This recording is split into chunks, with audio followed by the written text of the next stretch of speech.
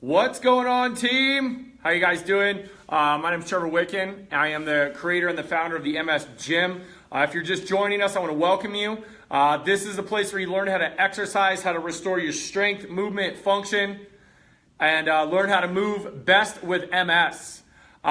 This week, especially today, sorry my camera angle is a little bit weird for all of you that have been in here. My iPad died today and I have no charger in my backpack. So we're doing this from our phone, so it's a little bit of a different angle, and it's kind of funny. I am like completely jerry-rigged up on two chairs with some aerobic steps and a box behind me. But the show must go on, right? So this week we're going to be talking about a topic that has come up a lot, both in the free group and also the free MS or the free Facebook group, and also the members corner. All right, and that's the question of hands and wrists. Now, a lot of times with MSers, hands and wrists and all that kind of stuff can be super problematic. And the highest level of disability that you can have is non-use of your hands, because when you can't use your hands, it's pretty hard to do anything, all right? So whether that's one hand curled up like this, both hands are curled up like this, whatever it may be, when you lose the ability to use your hands, it really limits what you can do physically and functionally as a human being. So this is a very important topic, and I'm going to do the best I can. Now, again, we're going to go through 4 days of this, and this is not a get fixed quick problem or a get fixed quick program. This is not something that you do for a week and all of a sudden you're like, whoa, just going.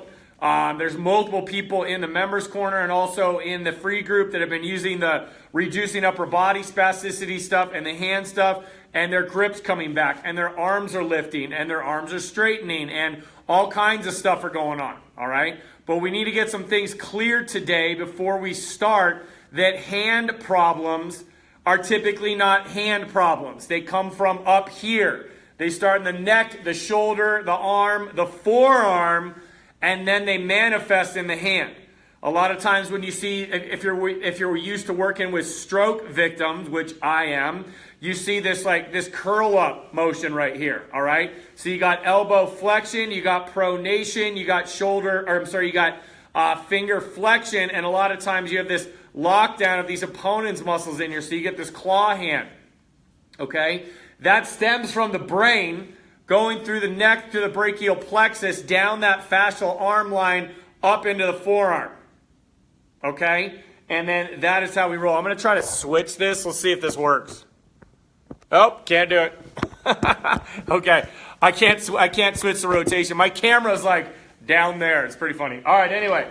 So, here comes anatomy, man. We're talking about hands, okay? So when we look at our hands, okay, I want you to see, if you could see this, see how many muscles connect, start in the forearm, and go down to the hand. So all the muscles that open your fingers are actually up in the forearm. All the muscles that, here, let's go this side. All the muscles that close your fingers, all the muscles that close your fingers are, surprise, surprise, up on the forearm and the elbow. Look at that. Okay, it looks like a cello, looks like a guitar. Those are guitar strings. There are very few muscles in the hand that we actually need to talk to. So you can see there's that's the muscles of the hand, the palmar view. So the palm. There's this opponent's muscle and this opponent's digiti minimi muscle, and that's it. All the rest of this stuff are tendons and ligaments and junctions. There are some lumbricals and some interossei muscles, but for the most part, okay, when you wiggle your fingers, look at my forearm. See this? Okay, see that? When I close, when I open, when I close, when I open, when I close, when I open, it's all forearm. Other side, see? When you get up close, forearm, look at my wrist. Okay, boom, boom, boom, boom, boom, boom, boom, boom. It's all wrist and elbow. So when you see hand therapists and people out there talking about just doing this kind of stuff just with sand and balls and all that kind of deal, that's great. But if you have spasticity up here in your bicep, your shoulder, your forearms, either your ulnar side or your radial side, it's going to paralyze your grip. I've actually had people that have had massive congestion in their pec and not be able to use their lat, and then that causes problems in the grip. Because once these start to freak out and get overused, you start to lose grip strength. And if you have a spasm in your brain and you don't have this line is typically affected, so if this line gets affected by MS, right, lats, triceps, forearms, what happens? It allows for our hand to twist and curl. That's why you get claw hand. So what do we do about it? All right, let's get rolling. So I'm going to come to the other side over here, and we're going to roll out. All right. So, oh my gosh. Okay. So I'm going to do the best I can on this. I know this table's kind of weird, but so the first thing we want to do is we want to roll out right through here in that forearm. Okay. So we're going to put our hand here. Now, there's a couple ways to do this. If you have a funky hand, right, it's going to be really hard to get in and myofascial release. So you're going to have to do the best you can. You're going to have to use implements or toys. You're going to have to use ball. You can use a rolling pin. You can use a roller, any of that kind of stuff. All right? And you got to get in there, whatever it takes. You can even use your other forearm just to strip this hand up. But what we want to do is we're going to release this bicep arm line and the brachioradialis all the way down and these ulnar deviators. So we're going to work on those three today. Okay? Because once you start to alleviate spasticity in your forearms, things start to improve. Okay? All right. So first thing we're going to do on this arm as much as you can. If you can get your fingers on it, cool. You're just going to massage out that bicep. Okay? So you're going to massage out that bicep. And I want you to do this abs in, leaning over a table, okay? Just lightly leaning forward so you're not having to, there's no muscle tone. You're just kind of leaning forward and you're just kind of massaging out that bicep. Now, if you can't do that, grab a ball, open your hand as best you can, and just kind of massage through. It doesn't take an exorbitant amount of pressure to actually alleviate hand and wrist and forearm stuff. So I need you to get out of your head that you need to drive into your muscle and tear that thing up. You don't. Yes, you need to break up the party, but it doesn't need to be done by force. You can definitely use your words and just tell people, you got to go home, man. Let's just do this. So you're getting into that bicep and that insertion of the bicep and chilling that thing out. So right there with that ball. Okay, so you also can do it with your hands and get that bicep loose because that bicep comes down and it crosses the elbow. So if it's super spastic, it's going to affect your forearm. So you got to release that. All right, so let's do both sides, okay? Because if you're not using one hand, you're probably using the other too much, and you're probably going to end up with some issues there as well.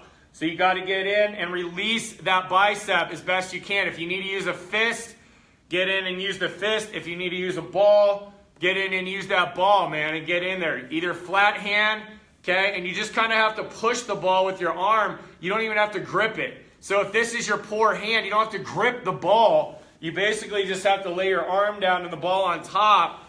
And even if you just find a spot that's tender and just push into it, that's still effective. So you don't have to have these massive, giant strokes. When you find a spot, you literally could just hit your arm like this. And if you find a spot, you're like, oh, then you just let that ball sit there. And it will still be effective. So you have to figure out what you are capable of doing and then doing it. So you're going to release that bicep and make that thing feel better, okay? All right, now, what we're going to do is we're going to do cause and effect. So we're going to do counteraction. So once we have the bicep released, we're going to go down to the brachioradialis, and then we're going to get into some tricep activation. So the brachioradialis runs on the thumb side, boop, boop, and it's the brachioradialis here. Okay, my anatomy professor used to say it's your beer drinking muscle. I prefer to say water drinking muscle, right? All right, so it's this muscle that goes from this way down to here, and it's a major elbow flexor. So it gets super duper tight. Think about when we sit in chairs, what do? Bump. We're this way all the time. Bicep is tight, brachioradialis is tight. Okay, even if we're sitting in a chair normally just like this, then that your arms are already bent. If you have poor posture, you're bent. If you're walking and your elbows are up like this because of spasticity, they're bent. You've got to get the bend out. So what you're going to do here, lie that arm flat, and you can use a roller or you can use a ball, okay, and go across. So you're going to use a flat ball, and you're just going to get in there and just lay your weight on top of that and just find a spot. Like, I have so many issues in my forearms that I can find a spot pretty darn easy, okay? And most people can't. So you put that ball right on that forearm, kind of move it around as best you can. Even if you have a claw hand, just use the ball on the claw and just do this, okay? Find a spot and open that up. Oh, yeah. Okay? So you've got to get these loose, because if these forearm muscles are not loosened up and then you go to try to start doing a bunch of hand stuff, guess what? The forearms are going to kick back in and go right back into their spastic pattern. Guaranteed, all right? That's the way the brain works. The habit right now is to just keep everything locked in and tight, not to be free-flowing and moving in your hands, okay? So you've got to release this bicep or this brachioradialis and get in there. Now, I wouldn't necessarily incorporate this into your workouts because it takes a while to work on it, but seriously, like, while you're just sitting there hanging out, watching TV, watching Netflix, watching the news, whatever, just do this, okay? And then let's switch. So I wouldn't necessarily add 20 minutes to your workout to do forearms before you do anything, but it's going to be a cumulative effect kind of play, meaning that it's going to be the cumulative effect of rubbing this stuff all out that's actually going to help you, not incorporating this into your workout plan, all right? So this is something to do during the day in addition to your big movement patterns, because this will help you do more movement patterns because you'll be able to open your hands. You'll be able to use your shoulder blades. You'll be able to do a lot more stuff, all right? Okay, so we released that brachioradialis and that bicep. Those are two major players in hand issues, all right? So now what we're going to do is we're going to release the forearm first and then get into tricep. So we release the bicep, release brachioradialis, so we want to eventually get back like this, but we've got to release the forearm stuff first. So what I want you to do is I'm going to have you put your arm out as best you can, okay, like this. You're going to open your hand up, and then what you're going to do is you're just going to point down. Okay, so you're going to open your hand, take your fingers, and point down. You can do this inside as well. It's a little bit better if you can get your arm out. So if you need to rest it on something like this and then go down, do it. Okay, so I'm actually resting my body on this foam roller, and then I'm coming down this way. You can do it over the top of your bed. So you can go like this and then come down. Okay, you can't see that as well, but you can put it over the edge. Okay, over the edge of your bed, and then come down like that. But we're trying to stretch this bad boy out, and it's a dynamic stretch. Okay, so I'll do it sideways. So if you need to be elevated though, you can't do it flat, obviously. So you got to stack up some books or get on a roller, and you're going to have your hand up. Okay, so hand up, abs in. Now you are going to be leaning to the side a little bit, unless you're going straight ahead. I would recommend going straight ahead because it's a little bit easier and you're going to come down, but I'm going to show you this for example. So we're this way, okay? We're over the top. Abs are in, spine is straight. We're up here, and then we're just moving our hand downward as best you can. So it's a 1, 2, 3. Focus on stretching the brachioradialis. And down. 2, 2, 3. Good. Back up and down. 3, 2, 3. Back up and down. 2, 3. And you can see my fingers are like right here trying to touch that table. Back up. And we're not really lifting the hand back up. We're just bringing it up. And then back down. 2, 3. And try to open your hand as much as you can. Even if you're in claw mode, okay, even if it's kind of stuck, you're still doing this. It will still help. 2, 3. Back up and come back down. 2 and 3. All right, let's switch. So just switch arms. I'm going to switch arms this way. Okay? All right, so we're over top. Abs are in. And we go. 1, 2, 3. Back up. And we're down. 2, 3. Back up. And we're down. 2, 3. Back up. And we're down. 2, 3, back up, and we're down. 2, 3, back up, and we're down. 2, and 3. Good job. Okay, cool. Now, you can do that seated or standing as well. You can just put your arms straight out, and then you just go down like that. So I always say that it's like you have your swords up, and then you're just moving it down, and you're pointing down towards the floor. Back up, pointed down towards the floor. So you really want to get this stretch in there. Okay? All right, now second exercise I want you to do to combat that bicep, okay, is we're going to do a tricep extension. So you're going to sit up tall. You're going to lean forward with your hands on your legs like this and just do this one arm at a time. You're going to just basically do a karate chop backwards.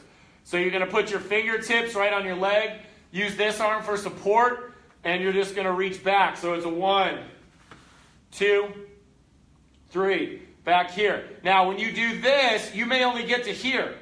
And if you try too much and too hard, you may end up dropping forward like that. Don't do that. I want you pulling blades down, abs in, and then you're just going to kick that arm back and work that tricep. Because the tricep is what?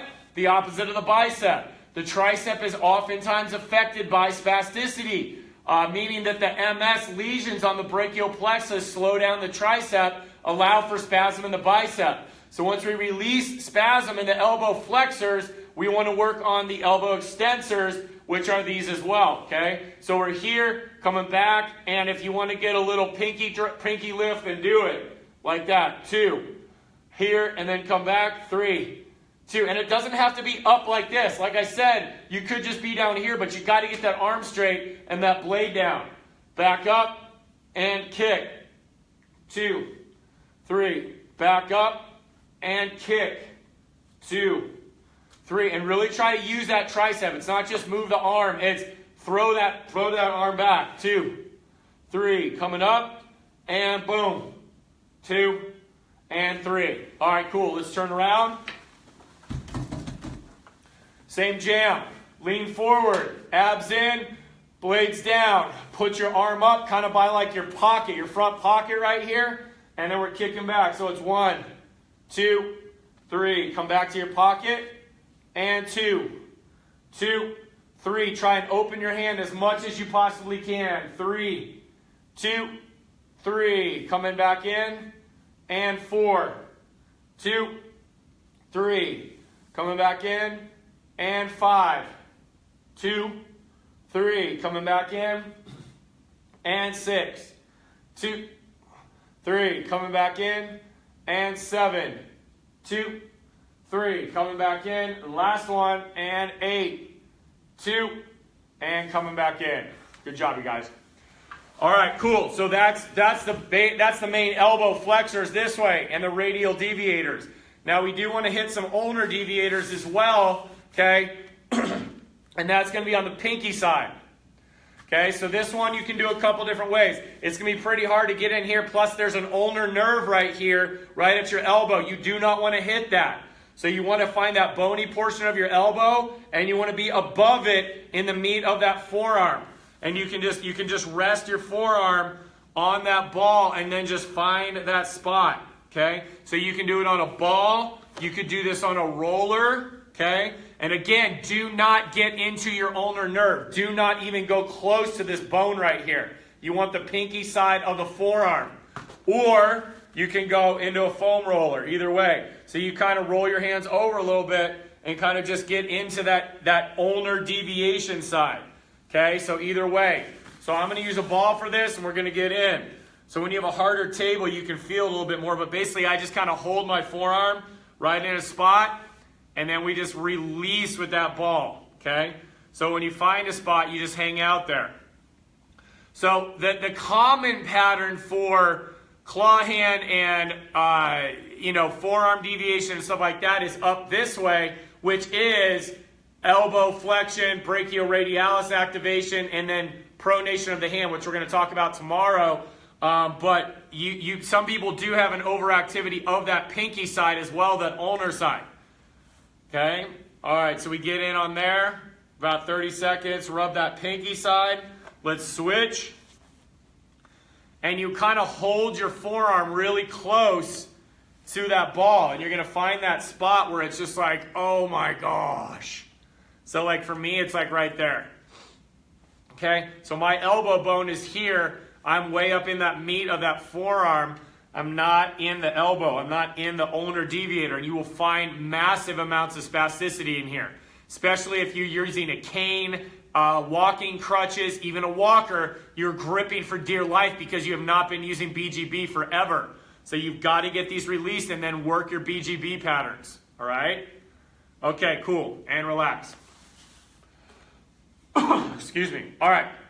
So then once we have these released, then it's like, well, what do we do? Because we don't want to go back in and activate the biceps now necessarily. So all we want to do is we just want to work on just what's called ulnar deviation.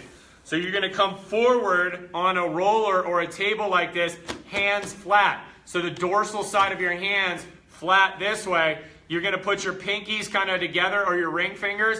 And all you're going to do is try to just move your hands away from that. Okay? And then come back. And then away from that. So your abs are in, blades are down, and then move your hands away from that. If you can only do one at a time and support your body here, and then just work on moving the hand back to neutral, then do it. I don't want you to crank it over towards your thumb side, but allow your hands to go into that ulnar deviation, and then you just come back to 12 o'clock. So you're dropping to like 10 and 2 this way, and then you just come back to 12 o'clock. Coming back here, and come back to 12 o'clock. Coming back here, back to 12 o'clock. So we're really working on just getting that radial and ulnar deviation. So radial and ulnar deviation back to where it needs to be so that we can work on wrist extension and flexion and finger flexion and extension, all that kind of stuff. 2 more. Out, back in, and last one. Boom. And back. All right? Cool.